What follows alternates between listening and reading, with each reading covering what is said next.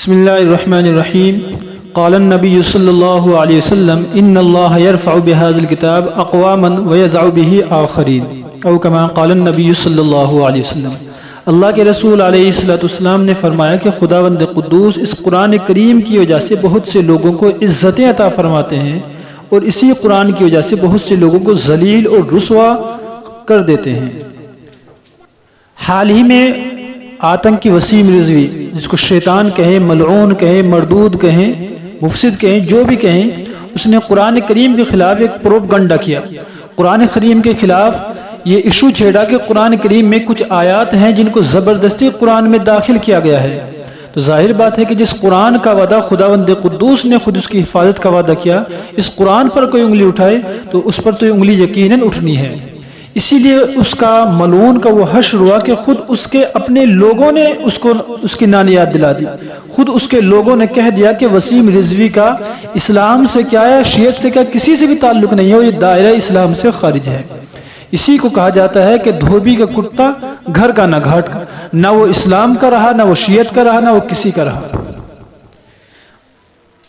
بطور عبرت آپ بھی اس شیعہ عالم کی بات سنیے کہ جس نے اس وسیم رضوی کے خلاف، وسیم رضوی کے بارے میں اپنی کمیونٹی کی شیعت کی برات کا اظہار کیا اور کہا کہ وسیم رضوی کا ہم سے کوئی تعلق نہیں ہے اور یہ بالکل شیعہ سنی کرانا چاہتا ہے، یعنی آپس میں پھوٹ ڈالنا چاہتا ہے۔ ظاہر بات جو صاحب بصیرت ہیں، جو سمجھدار ہیں، وہ سمجھ رہے ہیں کہ یہ اس سب کے پیچھے کون ہے، اس سب کے پیچھے کون ہے اور کون یہ کام کروا رہا ہے۔ اس لیے میں تمام احباب سے، تمام حضرات سے، تمام مسلمانوں سے، اسلام کے ماننے والوں سے درخواست ہے کہ ایسے لوگوں کی باتوں پر کان نہ رکھیں اور آپس میں پیار محبت سے رہیں، آپس میں اتفاق اتحاد سے رہیں۔ قرآن کریم اصل کتاب ہے، قرآن اسلام کی جڑ ہے، قرآن کو مضبوطی سے تھامیں جیسے اس کے الفاظ کو مضبوطی سے ہم تھامے ہوئے ہیں۔ اس میں کوئی تغیر و تبدل نہیں کیا جا سکتا، کوئی تبدیلی چینجنگ نہیں ہو سکتی ہے۔ ہم قرآن کریم کو سمجھنے کی بھی کوشش کریں، قرآن کریم کو سمجھیں، قرآن اپنے خود بھی پڑھیں، اس کو سمجھیں، اپنی اولاد کو بھی قرآن پڑھائیں اور ان کو سمجھائیں۔ جب تک کوئی قوم، کوئی شخص، کوئی فرد قرآن پر صحیح طور پر عمل کرتا رہے گا تو اللہ تعالیٰ اسے عزت عطا فرمائیں گے، اور جب قرآن کریم پر عمل نہیں کیا جائے گا تو وہی قوم ذلیل اور رسوا ہو جائے گی، جیسا کہ آج ہم دیکھ رہے ہیں۔ وہ زمانے میں معزز تھے مسلمان ہو کر اور ہم خوار ہوئے تاریخ قرآن ہو کر۔ صحابہ کو اللہ نے عزت عطا فرمائی تھی، مسلمانوں کو، ہمارے اکابر کو، اسلاف کو عزت عطا فرمائی تھی قرآن کریم پر عمل کرنے کی وجہ سے، قرآن کریم کو پڑھنے کی وجہ سے، قرآن کریم کو سمجھنے کی وجہ سے۔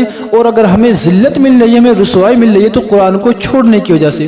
تو میں اپنی باتوں کو طول نہ دیتے ہوئے آپ کو شیعہ عالم کی بڑی اہم باتیں سنانا چاہتا ہوں، آپ ان کو توجہ کے ساتھ میں سنیں کہ دیکھیے وسیم رضوی کا خود ان کے لوگوں، وسیم رضوی کے بارے میں خود ان کے لوگوں کا کیا کہنا ہے۔ اعوذ باللہ من الشیطان الرجیم، بسم اللہ الرحمن الرحیم۔ قال اللہ الحکیم فی کتابہ انا نحن نزلنا الذکر وانا له لحافظون۔ ہم نے اس ذکر کو یعنی قرآن کو نازل کیا ہے اور ہم ہی اس کی حفاظت کرتے ہیں۔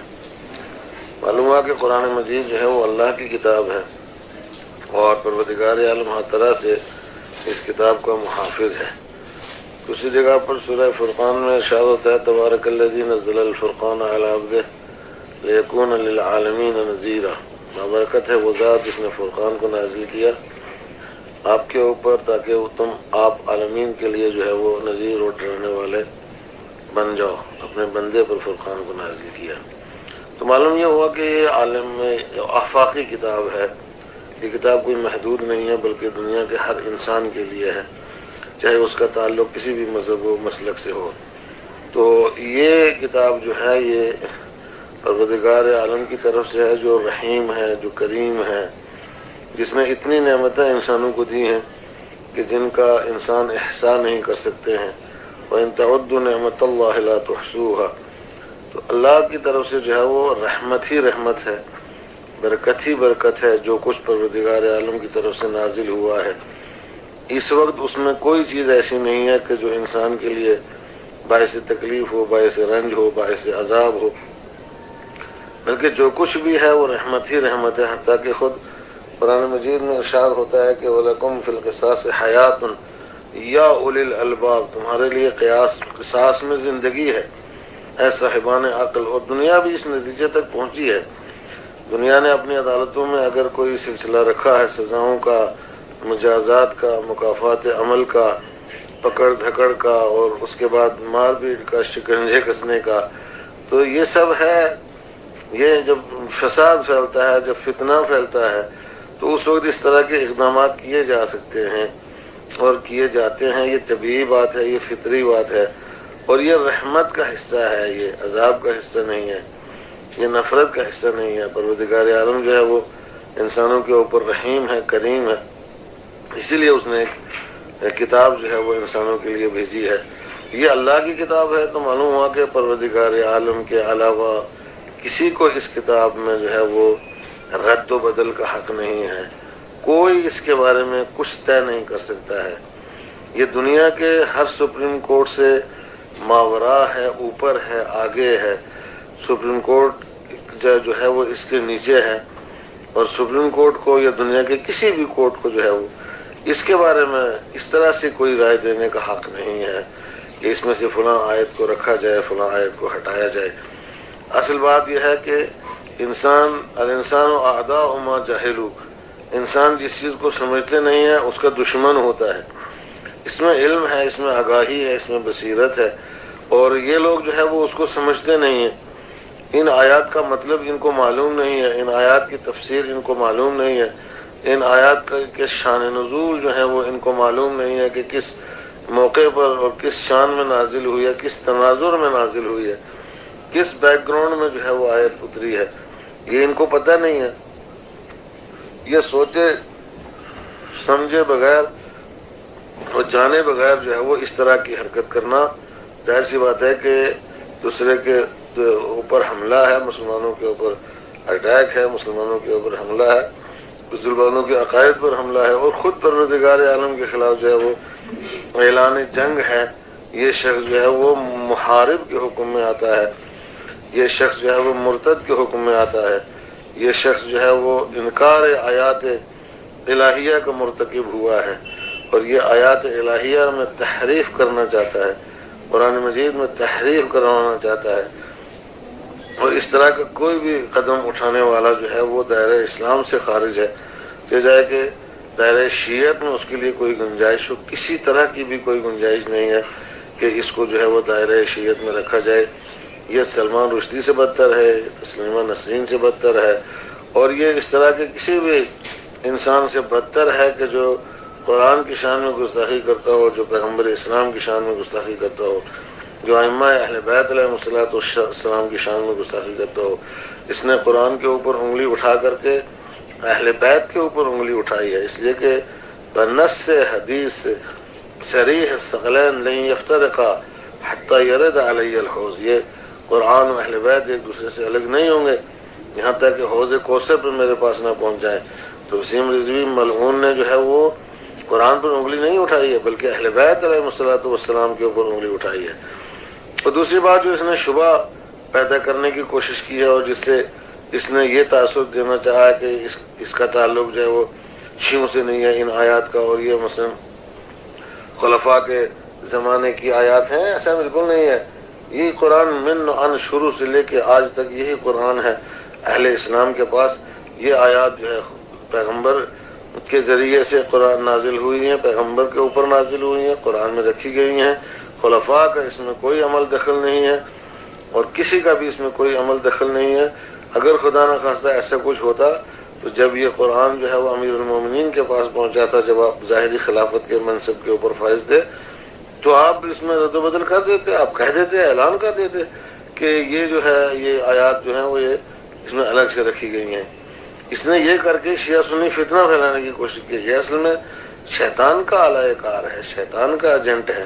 یہ شیطانی منصوبے کے اوپر کام کر رہا ہے، سراسر شیطان ہے. یعنی وسوس فی صدور الناس من الجنۃ والناس کا مصداق ہے. انسانوں میں شیطان جو ہے وہ ظاہر ہو کر کے سامنے آ گیا ہے، وہ مجسم ہو کر کے سامنے آ گیا. اس نے ایک وجود اختیار کیا ہے، اس کا ایک پیکر ہے، اس کو زبان ملی ہے، وسیم رضوی کے وجود کے اندر وسیم رضوی کی شکل میں جو ملعون جو ہے وہ انتہائی، اور اس کا بیک گراؤنڈ، اس کا کردار، اس کا کریکٹر یہ خود سامنے دکھائی دیتا ہے. یہ ملعون داڑھی منڈا ہے، فاسق ہے. اور پھر اس کے بعد جو ہے وہ اس کے گھر میں کیا ہے، اس کے رشتہ دار کون ہیں، اس کے آس پاس کیا ہے، اس کا طریقہ کار کیا ہے، یہ سب جو ہے اس سے پہلے بھی اس طرح کے فتنے پھیلاتا رہا، اس طرح کے بکواس مختلف مواقع کے اوپر کرتا ہے، شیعہ سنی کے درمیان نفرت پھیلانے کی کوشش کرتا ہے. تو یہ تو پہلے سے ہی دائرہ اسلام سے خارج ہے، اور اب معلوم ہو گیا کہ اس کا اسلام سے اور مسلمانوں سے کوئی لینا دینا نہیں ہے. لہذا ہم پرزور طریقے سے ہندوستان کی حکومت سے یہ مطالبہ کرتے ہیں، سپریم کورٹ سے یہ مطالبہ کرتے ہیں کہ اس کی احمقانہ حرکتوں کے اوپر روک لگائی جائے، اور اس کی اس طرح کی کسی بھی پٹیشن کو سپریم کورٹ جو ہے وہ قبول نہ کرے اور اس کو رد کرے، بلکہ الٹا اس کے اوپر جو ہے وہ مسلمانوں کی توہین کرنے کا، قرآن مجید کی توہین کرنے کا اور مقدمہ دائر کیا جائے، اور اس کو جیل میں ڈالا جائے. اس سے شیعہ وقف بورڈ کی چیئرمین شپ جو ہے وہ واپس لی جائے. یہ اس کا اہل ہی نہیں ہے، یہ اس کا حقدار نہیں ہے، یہ غاصب ہے اس پوسٹ کے اوپر. اس کو ہٹایا جائے. اور حکومت اگر مسلمانوں کے جذبات کا احساس رکھتی ہے، اگر مسلمانوں کا خیال ہے حکومت کو، تو اس ایک آدمی کے بیان پر جو ہے وہ سارے مسلمانوں کے دلوں کو دکھی نہ کرے حکومت، اور اس ایک آدمی کو پکڑ کر کے جیل میں ڈالے اور اس کو سزا دے اس بات کی کہ تو نے مسلمانوں کو رنجیدہ کیا ہے، تو نے وہاں پر جا کر کے ہاتھ ڈالا ہے کہ جہاں کوئی ہاتھ نہیں ڈال سکتا ہے. اس وقت ہندوؤں کی کتابیں ہیں، دوسری آسمانی کتابیں ہیں، کوئی ان میں رد و بدل کا حق نہیں رکھتا ہے. اصل ایک عام انسان اگر کوئی کتاب لکھتا ہے تو اس کتاب پر اس کا حق ہوتا ہے، اور وہی اس میں سے چاہے تو کسی جملے کو کم کر سکتا ہے یا کسی کو زیادہ کر سکتا ہے.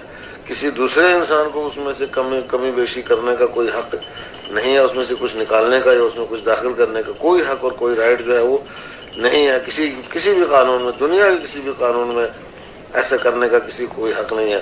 تو یہ کتاب تو مسلم ہے، اس میں کوئی دو رائے نہیں ہے کہ یہ اللہ کی کتاب ہے، اللہ کا کلام ہے، آیات الہیہ ہیں جو اس کے اندر رکھی گئی ہیں. تو کوئی انسان اس میں ایک آیت کو بھی ادھر سے ادھر جو ہے وہ نہیں کر سکتا ہے. حتیٰ کہ خود نبی مرسل ائمہ معصومین علیہ الصلوۃ والسلام کو بھی یہ اختیار حاصل نہیں تھا، چاہے کہ وسیم رضوی ملعون جو ہے وہ اس طرح کی بات کرے. البتہ خدا کا شکر ہے کہ اس کا چہرہ سامنے آ گیا ہے، ورنہ نہ جانے اس کے بعد یہ کتنا دھوکہ دیتا مسلمانوں کو، اور کتنا دھوکہ دیتا شیعوں کو، اور کتنا جو ہے وہ شیعت کا اور مسلمانوں کا اور انسانیت کا نقصان کرتا. لہذا ہماری جو ہے وہ تمام ایسے اداروں سے اپیل ہے کہ اس ملعون کے خلاف جو ہے وہ کارروائی ہونا چاہیے، اور اصلا اس کے ساتھ سوشل بائیکاٹ ہونا چاہیے، اور اس کو دائرہ اسلام سے خارج قرار دیا جائے، اور شیعت کے دائرے سے بھی اس کو خارج کیا جائے، اور اس سے کوئی تعلق جو ہے وہ اس قسم کا نہ رکھا جائے. اور حکومت یہ جان لے کہ یہ کسی بھی سطح کے اوپر اس طرح کے لوگ جو ہے نہ شیعوں کے نمائندے ہو سکتے ہیں نہ مسلمانوں کے نمائندے ہو سکتے ہیں. لہذا حکومت کو جو ہے وہ عقل و شعور سے کام لینا چاہیے، تدبر و تدبیر سے کام لینا چاہیے، اور ایسے انسانوں کو اعلی کار بنا کر کے ایک بہت بڑی جمعیت کو ہندوستان میں جو دوسری بڑی جمعیت ہے اس کو نشانہ بنانے کی اس جیسے انسانوں کو اجازت نہیں دینا چاہیے. ہم یہ دعا کرتے ہیں کہ پروردگار عالم خود اس شخص کا حساب کرے اور اس جیسے کافروں کو صفائے ہستی سے نیست و نابود کرے.